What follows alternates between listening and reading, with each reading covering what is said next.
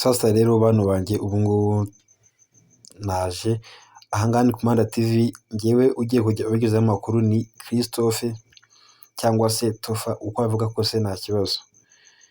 Muraba agaciro, ndabakunda cyane, mbashimira uko mukomeza gukurikirana ibintu byanjye, ndabakunda cyane, niyo mpamvu nanjye ntazabatenguha mu kubaha amakuru agezweho.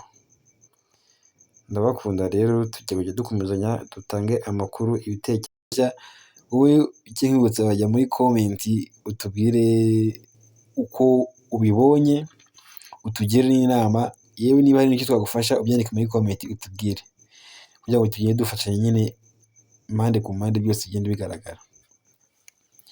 Niko rero tujye kujya dukora amakuru yacu gutyo.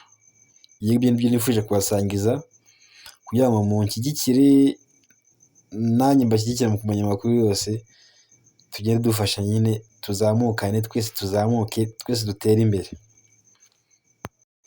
Nimubikora gutyo nkajya mbagezaho amakuru agezweho simbatenguhe, namwe mukabireba mukabikunda neza, tuzaba turi kugera ku ntego zacu, tukazagenda tugenda dusangizanya ibyiza biriho, amakuru agezweho byose gutya, ukavuga ati njye mbibonye gutya, kujya muri komenti ukandika icyo ushaka kugira ngo twese tuzamurane. Kandi buriya ushaka no kugira ubumenyi umenya kuri YouTube cyangwa se mu gukoresha YouTube, wajya muri komenti ukatubaza. Yego natwe ntabwo turi abahanga cyane, ariko dufite ibyo twagusangiza nawe utabizi, cyangwa se nawe content creator, tukaba twazamurana. Wakandika muri komenti tukagufasha, nabyo nta kibazo byakunda. Tugomba gutangira umwaka tumeze neza gutya, tumeze neza, amakuru yacu agenda azamuka nta kibazo, bikageraho nyine tukaba bakuru, tukaba umuryango mugari, tukajya tubagezaho ibintu bikomeye cyane, tukajya dutumira abahanzi,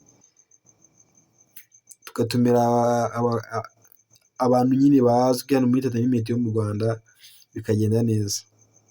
Niyo mpamvu rero nanjye nifuje kujya mbasangiza ibi ngibi gutya, n'ikigaragara byaba ngombwa nkaza n'abatumirwa tukaganira, tukaryoherwa, bikamera neza. Ndabakunda cyane rero, muraba agaciro kuri njye, nkora mbasabira umugisha kugira ngo muharane imbaraga n'umutima mwiza mufite. Ndabakunda cyane, muraba agaciro, murakoze.